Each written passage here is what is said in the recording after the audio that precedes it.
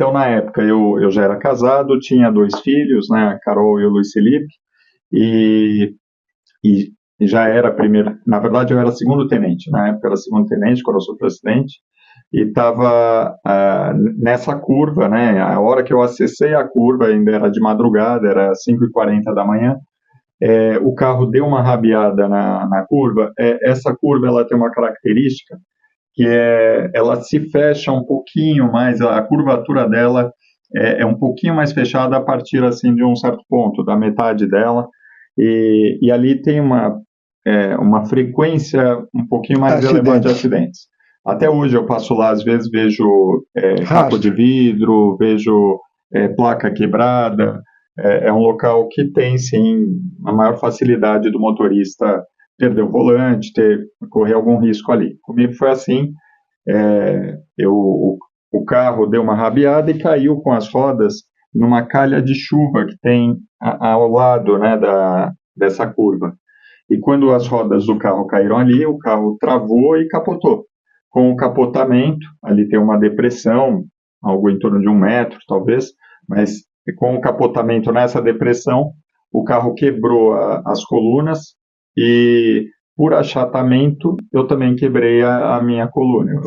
Eu fraturei a 7ª vértebra cervical e tive uma luxação ali, um desalinhamento da 6ª com a 7ª.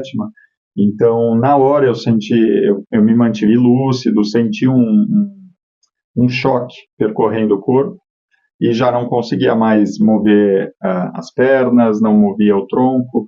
Eu tenho uma lesão medular, né, alta, inclusive classificada como uma tetraplegia. Eu sei que para quem não conhece bem lesão medular até soa estranho por saber que eu mexo os braços, né, a gente costuma associar a tetraplegia àquela falta de qualquer movimento de membro superior também, mas não é assim, né? Hoje em dia a terminologia correta de fato é tetraplegia no meu caso.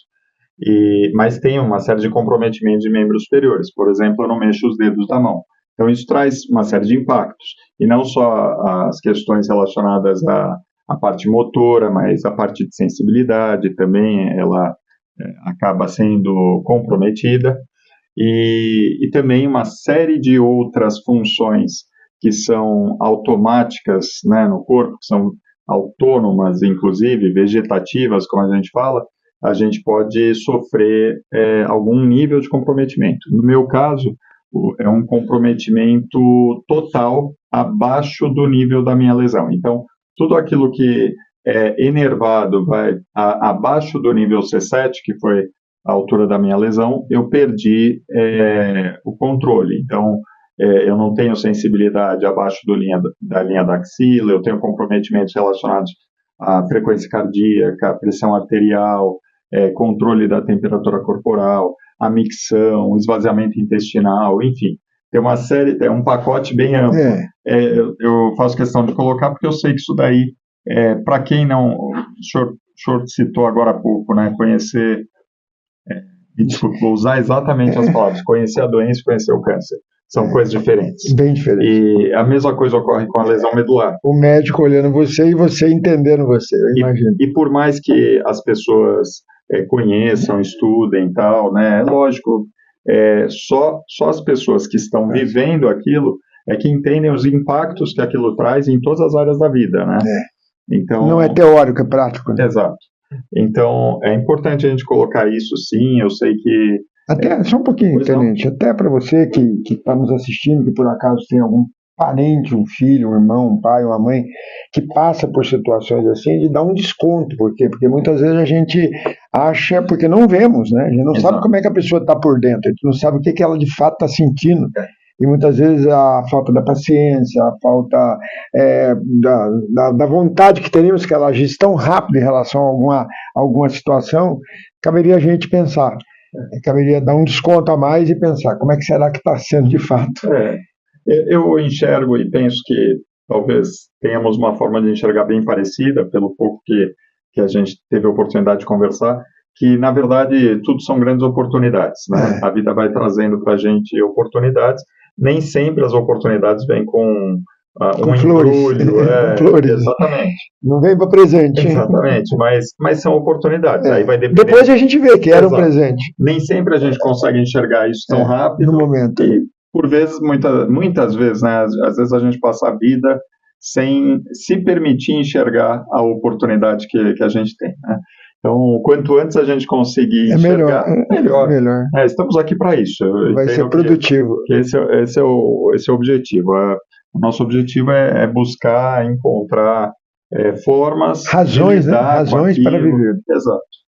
Mas voltamos, aí você está falando que você tem várias... Mas antes eu só quero ainda fazer um adendo pequeno aqui numa fala do senhor, desculpe, eu também não quero me estender muito, mas é que o senhor fez uma colocação que talvez seja o principal foco de tudo que a gente vai falar, que é como lidar, né, com as coisas e como lidar com o próximo. O senhor colocou, por vezes a gente tem alguém em casa que tem...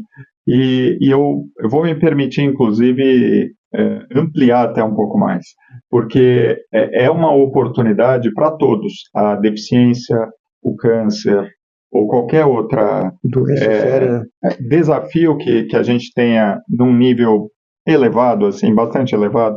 É lógico que isso vai depender de cada um de nós, né, como que a gente lida. Diz que colocar a batata e o ovo na água quente, a água quente é a mesma, mas um fica duro, outro fica mole. E então, às vezes, a gente passa pelo mesmo desafio, só que as pessoas, por vezes, têm reações diferentes. Mas eu enxergo que é uma forma da gente poder valorizar o quanto que a gente consegue enxergar no outro os seus desafios, independente mesmo até de ter alguma deficiência aparente ou não. Por vezes a gente cobra muito, a gente enxerga o outro e a gente quer que o outro seja como a gente acha que ele tem que ser. É gozado, né? Não é? Então, só queria... A perfeição, né? Queremos a perfeição, né? Queremos a perfeição. E talvez ele já é perfeito. Exato. Só não do jeito que eu gostaria. E talvez... E serve até para casamento, viu? Eu acho que principalmente... Serve até para casamento. Eu acho que os nossos grandes desafios estão dentro do lar, né? Com certeza. Porque é muito fácil, eu encontro o senhor aqui e mostrar para o senhor que eu sou um cara que entendo, compreendo. Agora, e no dia a dia? Com os nossos filhos, com o nosso cônjuge, eu acho que é o maior laboratório de bem viver, né? E a gente tem Cavalho, permita-me, vamos esticar um pouco mais então agora. O que dá sono, Cavalho? É só isso. É você saber que você fez o que podia fazer. Não o que as pessoas queriam que você tivesse feito. O que vai te dar sono, o que me dá sono, e embora muitas vezes até pouco sono, mas é a paz, é a tranquilidade. Você fez o seu melhor. Embora o outro ache que você devia ter feito mais, pô. Concordo. Mas esse é o que te dá a diferença. Acho que esse é o ponto que faz com que as pessoas queiram nos ouvir. Por quê? Porque alguém passou por uma dificuldade, você tem uma história para contar. E aparentemente o outro que não passou por uma dificuldade talvez não tenha a história. Muito pelo contrário, ele tem a história. Sim. Mas como é normal, todo mundo está na normalidade, então naturalmente não é uma história bacana, não é uma história que vai poder revolucionar ou vai mudar. Já uma pessoa deficiente, uma pessoa que passou por uma séria doença, minha esposa que também teve um derrame sério, essas situações elas são muito adversas e a gente tem medo delas. Quantos de nós que não compra seguro de vida com medo?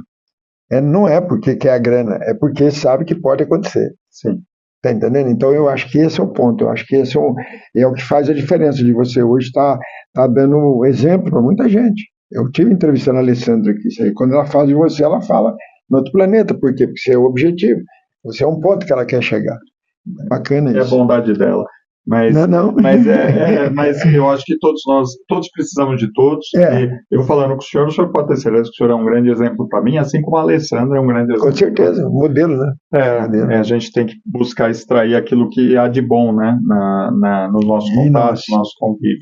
Eu, continuando, né, a minha trajetória, eu depois do acidente, naturalmente eu fui reformado da Polícia Militar depois de algum tempo.